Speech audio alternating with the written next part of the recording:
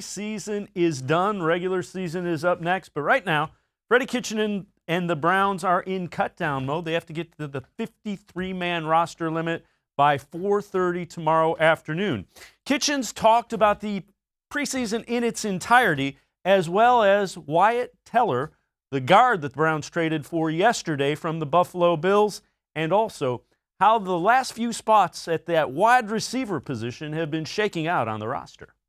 I thought it was very impressive that Ishmael Hyman dropped a couple of balls early, one of them for a big play. And, we continue to talk about just playing the next play, and he came back and had a pretty good game.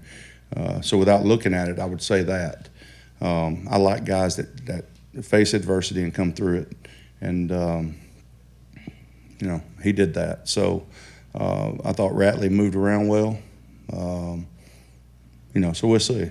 We'll see how it goes. Freddie, I know you haven't seen the kid yet, but what are your plans with Teller, who you got from Buffalo today? Just to get him here, get him a physical in the morning, and meet with him tomorrow afternoon. That's all I know right now on him.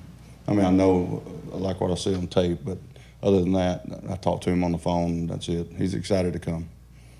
Only a 3-hour drive, he said. So. Would you be a candidate to start right guard, or is it depth move? Yeah, let's let him get here first and see. Everybody's a candidate. I said, like the kicker. Hell, I can't tell you what we're going to do right after the first game, so I'll just say something. Y'all want all these answers that I can't give you, so I'd rather give you an answer and let you run with it. All right. I like to kind of see y'all run with it, but anyway. Knowing you have 10 days now. Did you hit another hole in one? Is that why you're so good? You have 10 days to the opener. Your practice games are complete. How do you feel about where you stand? I like our team.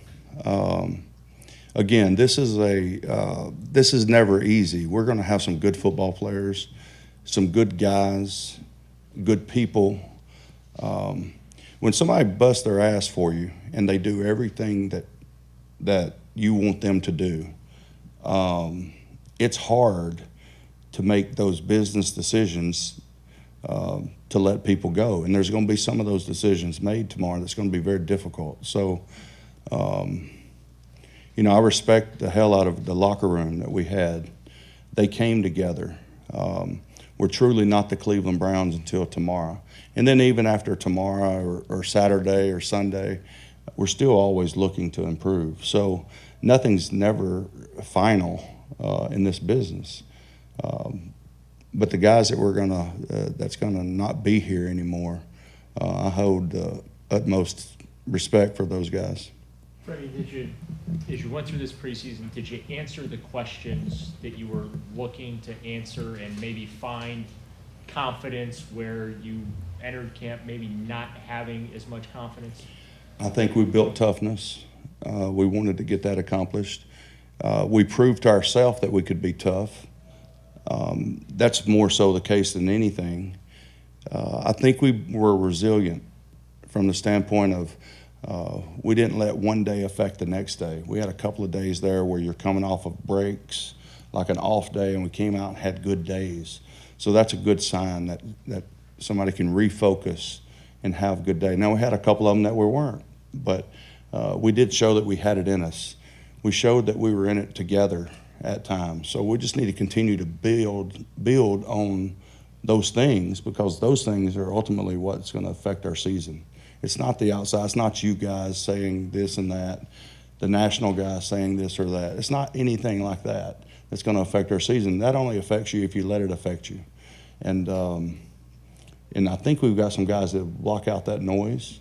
And if they do that, we'll be successful. It's never going to be about talent.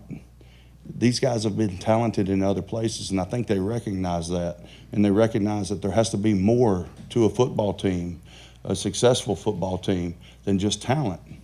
And if they do that and they'll keep that mantra going and they'll play for each other and hold each other accountable, we'll be fine. And I think we found out that we could potentially be that. And if we do, we'll be fine. Did anything about your first training camp and preseason as a head coach surprise you, No, I don't think so. I don't. You know how late you eat lunch sometimes. You don't eat lunch until 2, and then I'm not being facetious. I mean, you eat lunch at 2, and then you're expected to eat dinner at 5:30. Like, that's kind of weird to me. You know, other than like some timing and some logistics things. No, not much. You know, I was very pleased on how we went to Indianapolis. And how we performed and how we stayed focused and how we hung out with each other after practice. I thought that was a big building time for us as a team, within the groups and also collectively as a team. What did you think of Braxton Miller's night? I thought he did well. He had a couple balls that got called back from penalties, I think. But he took one screen and made something out of it. Didn't look like there was much there. Used his hands well. You know, I thought he did well. You got a little bit of an extended look at Dontrell after he missed the past couple games. How do you feel about your backfield at this point going into the season? I'm comfortable with our backfield. You know, we've been comfortable with our backfield for a while. We think Darrenus can play. We think Dontrell can play. We think Trayon gives us some things, and I think Uno gives us some things. So, did you see that run he made today with the safety in the hole? So, that was a hell of a run, you know, and that ended up being a 6 or 7 yard gain.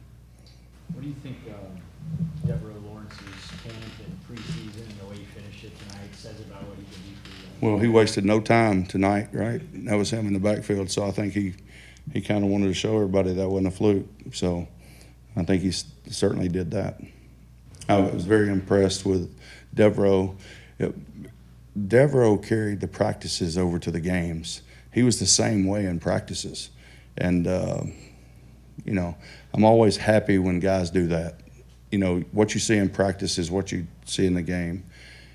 I just want to know what we're going to get when they cross the white lines. I know what I'm getting from him. And up next for the Browns on the field, the home opener, regular season opener at First Energy Stadium against the Tennessee Titans. That comes up a week from Sunday. Want to